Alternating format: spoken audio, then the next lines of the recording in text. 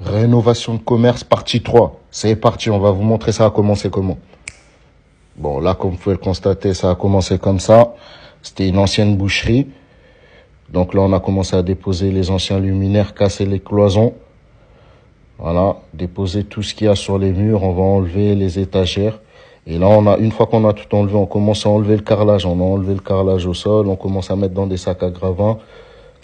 Et comme vous pouvez le voir, le faux plafond là où on a commencé à avancer. On avance le faux plafond parce qu'il n'y avait pas.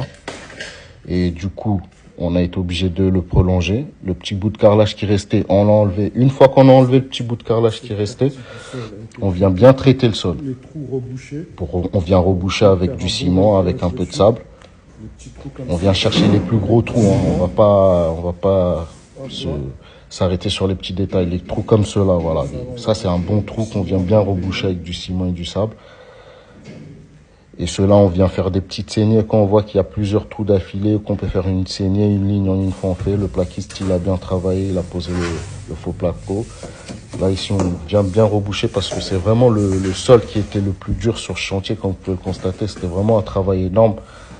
Quand il s'agit de tout enlever comme ça et de reboucher les trous, il peut y avoir des complications parfois. Mais là, ça s'est bien passé. Bon, le petit local technique. Là, il est fini. Le plaquiste, il a passé. Lumière, ça, c'est vite fait, c'est fini.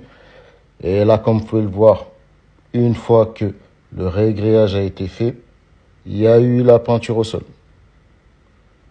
Et comme vous pouvez le constater, c'est bientôt fini. Bon, nous, on va faire les petites finitions, on va s'en aller. N'hésitez pas à ajouter, abonnez-vous, partagez, commentez.